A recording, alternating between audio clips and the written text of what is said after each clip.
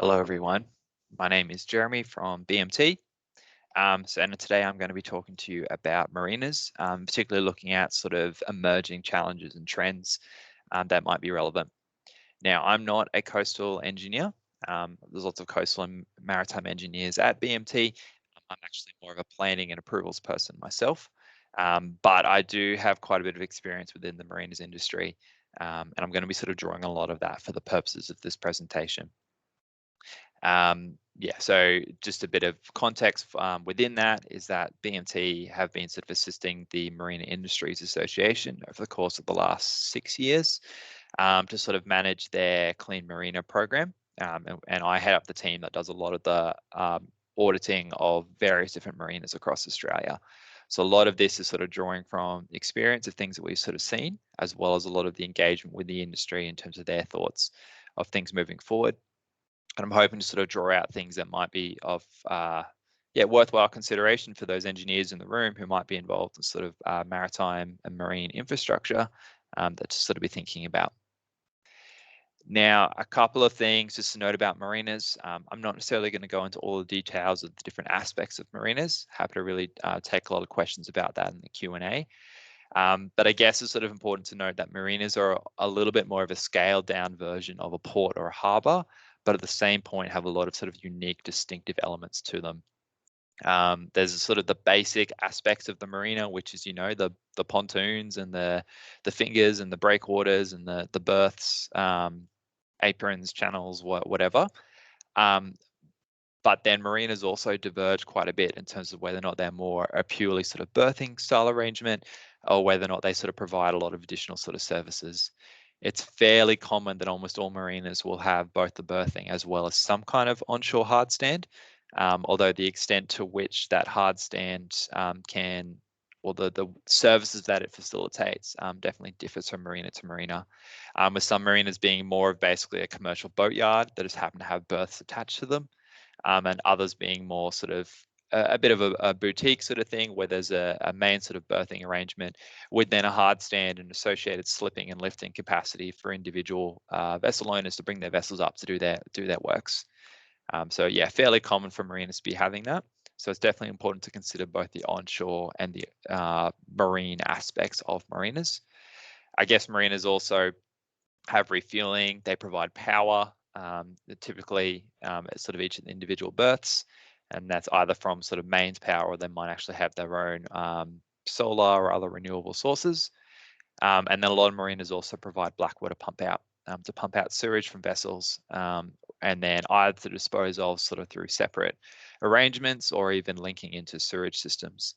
Although that in and of itself has got sort of some interesting issues when you sort of think about the seawater that you get mixed in with marine sewage versus what you might sort of be getting in the standard municipal sewage systems. A couple of sort of broad trends I'll just chat through quickly, and then the intention is I'll then jump into sort of 3 specific case studies of major sort of emerging things, which I think are going to have implications for engineering. But in terms of the broad trends, I guess one of the key things to sort of note is that there's been a lot more sort of variability within the market over the course of the last few years. COVID definitely has sort of emphasized that more so.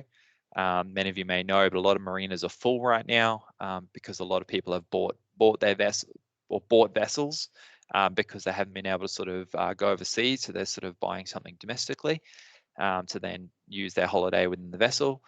Or because people are actually bringing their vessels to do a lot of sort of major servicing that otherwise wouldn't have done for sort of another few years, noting the fact that they can't then take their vessels overseas. We're also seeing a little bit more of a divide that's coming out between sort of more traditional tourist-based destination marinas and then sort of the more commercial boatyard sort of style. It's not to say that all marinas are going in one of either direction, but we are sort of starting to see those sort of diverge away from each other. And that obviously has, I guess, implications in and of itself in terms of the design considerations for a marina. And then within sort of the consumer side of things, definitely changing vessel types, which is leading to, I guess, constraints on the more traditional marina design standards. You might be getting vessels which are getting wider or longer, or even needing different sort of refueling power generation kind of options. But also seeing a lot of the traditional sort of boaties aging out, and a lot of new boaties coming in who don't really have quite the same level of experience and I guess dedication to sailing, which creates it into a little bit more of hobbyism, which obviously creates a little bit of a different sort of economic model for marinas as well. Environmentally, there's also all of the specific climate change related issues, as well as questions around, I guess, a level of increasing awareness and expectation on marinas. And I'll get to that a little bit more in a sec. A few other things to note, as I mentioned before, there's the, I guess, changing sort of design pressures. There's recently been an update to the AS 3962 design standard for marinas. Many of you will be familiar with that. I can't really talk to that in too much detail other than to say that has sort of looked to resolve a lot of sort of the pressures that were sort of being experienced, although I know it hasn't necessarily captured completely everything moving forward. And then the sort of new sort of energy supply, renewables kind of aspects coming into marinas. As I mentioned before, there's an increased sort of level of regulatory sort of requirement and focus. And then even though vessel owners might be becoming less sophisticated, the operational side of marinas is definitely becoming more sophisticated, a lot more software, a lot more sort of a high level of professionalism within sort of the marina management. So associated with that, sort of, I guess, the concerns that we've sort of seen come direct from the industry itself is being sort of that uncertainty and rising costs within the market, and sort of the government regulation that's coming in on top of that. The environmental concerns, both in terms of hazards to marinas, which may or may not be sort of emphasized further with climate change, as well as sort of the arrangements for environmental management with terms of wastewater, water quality, etc. Big ongoing concern when it comes to derelict and abandoned vessels, particularly the risks that they pose in terms of sinking within a marina, and then fuel spills and everything else that happens with that, and who has to sort of deal with that vessel at the end. And then, as I mentioned before, the community expectations. So those are sort of some really broad trends. I'm going to sort of pick out some real specific instances and case studies now, and then just talk to sort of how they might fit into a engineering solution for marinas. So the first one is insurance. So many of you might be aware, but there's a fairly sort of common rule that a lot of marine insurance excludes insurance for vessels that might be within sort of cyclone latitudes or sort of severe sort of weather events. And so the idea is there that vessels then sort of get pulled out of those areas, brought to other sort of marinas so that there's no risk of them being lost. Now, there's been quite a high level of volatility within the marine insurance market over the last sort of 12 to 24 months, which is expected to continue into the future. So we're starting to see likely a trend of sort of, I guess, even higher level of or lower level of risk tolerance when it comes to these kind of sort of events, which creates sort of an increasing pressure, particularly on marinas that might be in some of those more vulnerable locations in sort of those cyclone seasons. And while that is, I guess, maybe not as relevant within sort of, say, a New South Wales context right now, I guess with increasing sort of climate change pressures into the future, that's just going to sort of, those cyclone sort of areas are going to potentially head south, and there's going to be sort of more uncertainty when it comes to extreme weather events. So this lack of sort of insurance, or this sort of risk averse nature to the insurance sort of side of things definitely creates a bit of a pressure from an infrastructure side of things. It's not to say that you can really ever make a marina that's going to be 100% cyclone proof, at least maybe not realistically, but there's definitely ways to sort of be increasing the level of sort of physical insurance that can be provided, which can actually provide opportunities for vessels to actually receive some case-specific insurance. The top image in the top right that I've got there is actually from a marina called Vunda Marina in Fiji. It's located near Lautoka, which is just north of Nadi. And they've actually got a number of vessels that sort of sail in the Pacific area have actually got specific exclusions within their insurance that allows them to moor within Vunda Marina during the cyclone season, and they'll be covered. And that's because particular design standards that have gone into the marina to actually provide sort of that cyclone proofing. I use proofing in sort of inverted commas. So it's definitely something, opportunities I think that are going to need to be engaged with further into the future, looking at what sort of those infrastructure and industry standards might need to be, and sort of having that engagement between marinas, designers, and the insurance company themselves, to sort of, provide that, I guess, appropriate sort of risk sharing into the future. The next issue is just about water, water quality in particular, but I guess sort of just water in general. I raised this one because I guess it's sort of become a little bit more of a focus, for marinas again, sort of over the course of the last few years, especially after the Marina State Threat and Risk Assessment that was released a few years ago that listed boating as one of the top 10 threats to the New South Wales Marina State. Traditionally, way back when, there was sort of issues with marinas when it came to the use of particular kinds of antifouls and stuff, which has caused a bit of sort of sediment contamination issues historically. Now, a lot of those TBT-based antifouls and stuff have been stripped out of the industry. But I guess there's still lots of different kinds of potential water quality concerns that may come from marinas. So there's definitely best practice standards that sort of avoid a lot of those risks.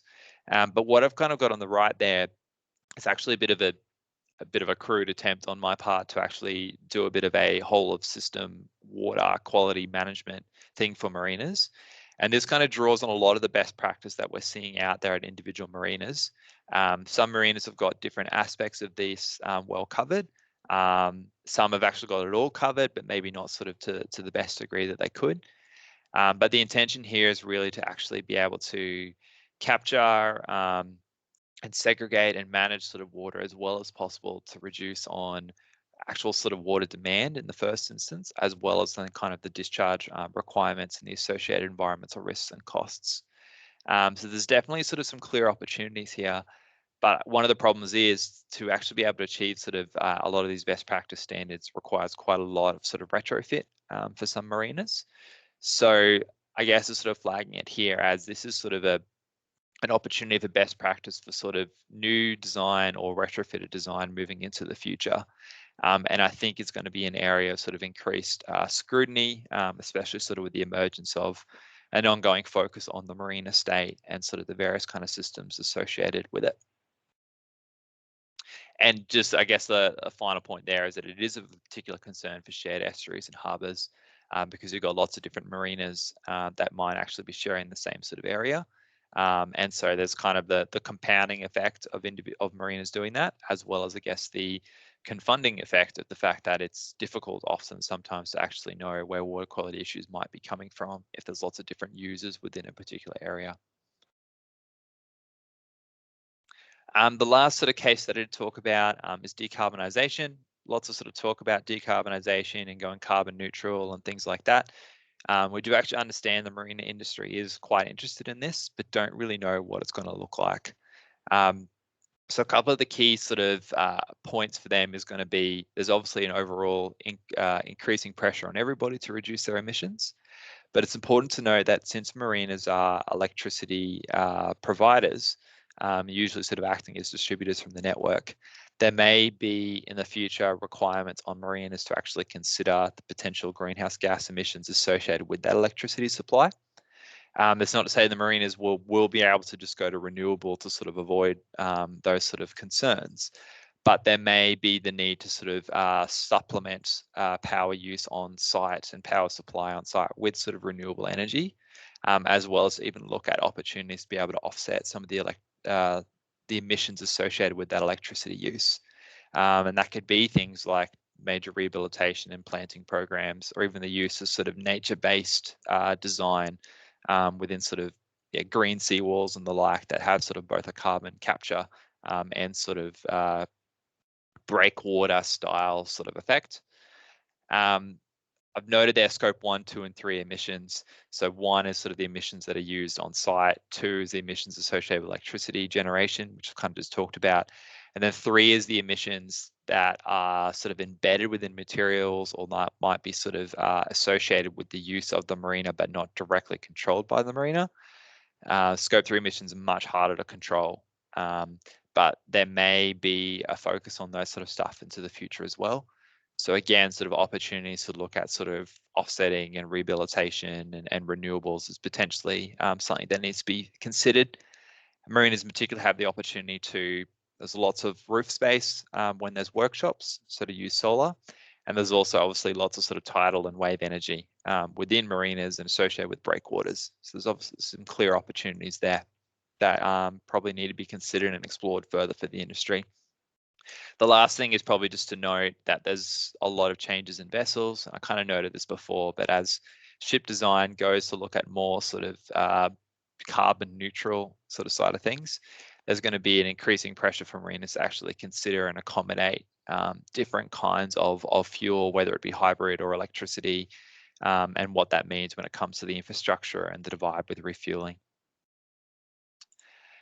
Final little plug that I've just wanted to do, just in terms of the Marina Industries Association Clean Marina program. Something to be aware of if you sort of are working within this space, because it's got sort of specific requirements around the control of point and non-point pollution, black water pump out, etc. But this is a program that marinas can become accredited under, which sort of gives them the ability to give themselves a clean marina sort of sticker to be advertised. And there's sort of an addendum to them, which is to become a fish-friendly marina. And the fish-friendly marinas actually incorporate a lot of fish-friendly design into the marinas themselves, such as, I guess, sort of pontoons that might allow light penetration, or more sort of cobbled seawalls to allow for different habitat complexities, building habitat windows into more traditional revetment-style walls, etc. So something definitely worth having a look at and happy to talk to as well. All right, so that is everything from me. So I will sign off from this now, and then hopefully chat to you all about some questions now. Thanks.